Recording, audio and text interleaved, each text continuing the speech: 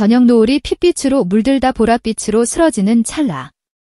세계 20여 개국 동시 송출이라는 거대한 타이틀이 새겨진 위성 안테나들이 일제히 푸른빛 LED를 밝혔다. 서울 남산방송센터의 컨트롤룸, 붉은 본 AIR 전구는 한치의 오차도 없는 심장박동처럼 전멸했다. 이 모든 신호가 가리키는 것은 단 하나, 지구 반대편까지 잠 못 들게 만든 괴물 오디션, 미스트랄 3분의 새로운 신화가 곧 시작된다는 의미였다. 첫화 시청률 16.6%라는 경이로운 기록으로 대한민국 예능사를 새로 쓴 미스트랄 3분.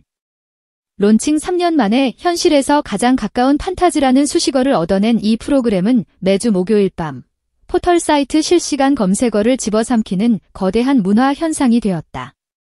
하지만 이날 방송을 둘러싼 공기는 그 어느 때보다 팽팽하고 날카로웠다. 단순한 시청률 경쟁을 넘어선 하나의 거대한 서사가 폭발하기 직전이었기 때문이다. 사건의 중심에는 전 세계가 트롯 여제라 부르길 주저하지 않는 참가자, 빈에서가 있었다. 단 한 사람만이 살아남는 일 서바이벌 스테이지, 제작진이 절벽 끝이라 명명한 잔혹한 무대에 그녀가 소환된 것이다. 무대는 이름 그대로였다.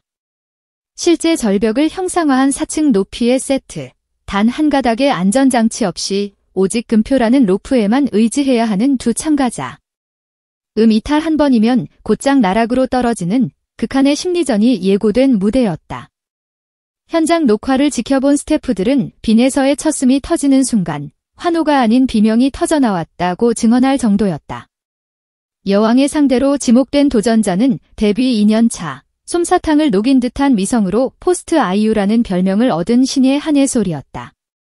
정통 트롯의 정점에 선 빈에서와 K발라드의 새로운 파워로 떠오른 한해솔의 정면 충돌 소식. 이 소식 하나만으로 글로벌 팬덤은 거대한 두 개의 진영으로 갈라졌다.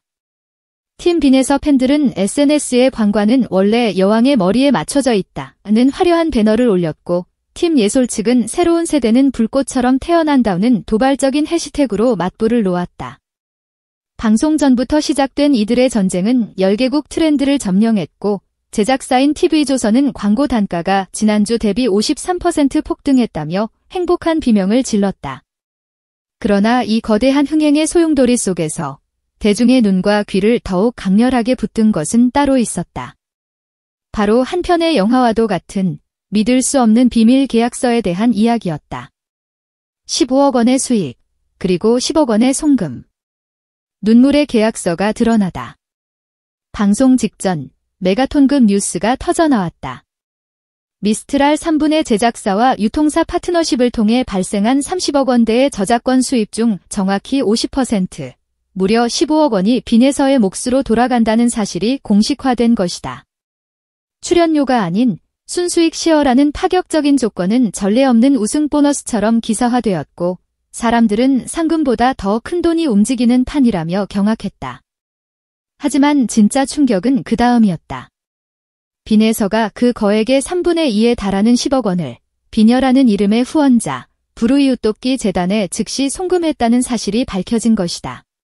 이 모든 일은 그녀가 서바이벌 무대에 오르기 직전 비밀리에 진행됐다. 도대체 무슨 사연이었을까? 이야기는 몇 해 전, 그녀가 무명 가수로 절망의 끝에 서 있던 시절로 거슬러 올라간다. 갑상선 혹 진단. 의사는 노래를 평생 못하게 될 수도 있다고 경고했다. 수술비를 마련하기 위해 밤무대와 행사장을 필사적으로 뛰어다녔지만 현실의 벽은 차가웠다.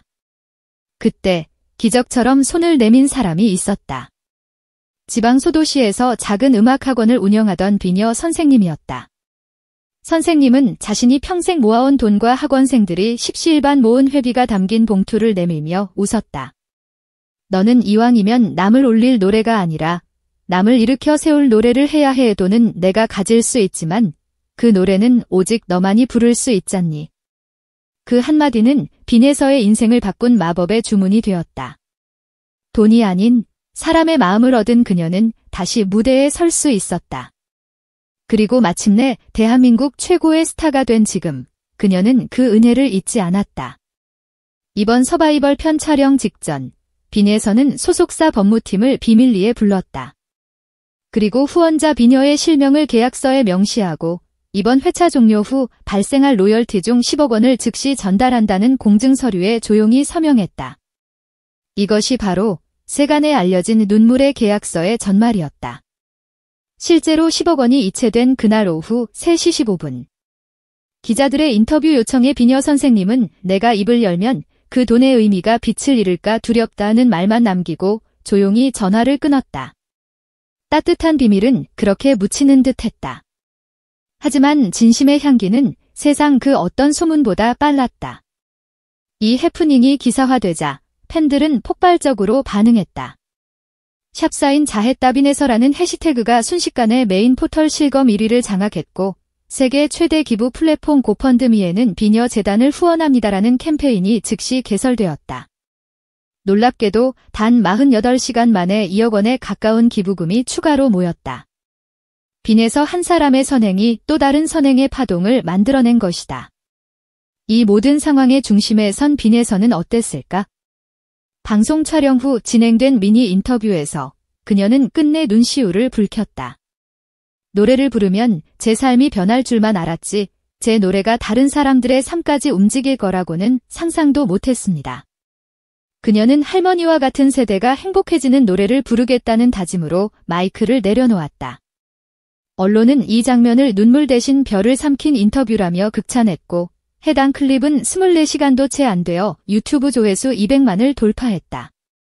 빈에서의 이야기는 단순한 미담을 넘어 미스트랄 3불라는 프로그램 전체의 가치를 끌어올렸다.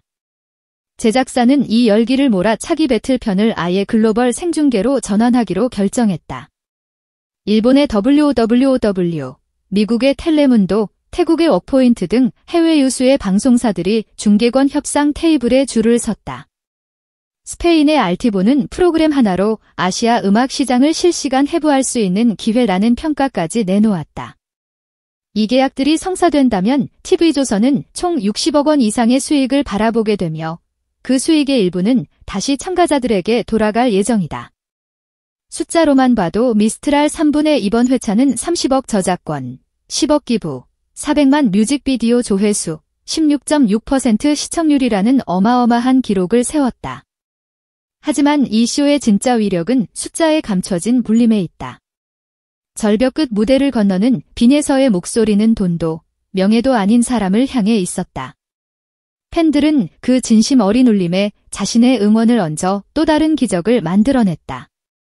음악은 결국 사회를 움직이는 가장 정직하고 강력한 파동이라는 진리가 이 화려한 쇼를 통해 다시 한번 증명된 것이다. 이제 곧 목요일 밤, 당신이 TV 리모컨을 들 때 기억하라. 화면 속 한음, 한 박자가 누군가의 삶을 바꾸고 당신의 심장을 2배로 뛰게 만들며 낯선 도시의 밤거리에서 또 다른 노래로 다시 태어날지 모른다는 사실을. 그리고 그 마법과 같은 순간 뒤에는 빈에서라는 이름이 힘껏 흔드는 트롯의 깃발과 그것을 기꺼이 받아 흔들어줄 당신의 귀와 마음이 있다는 것을 말이다.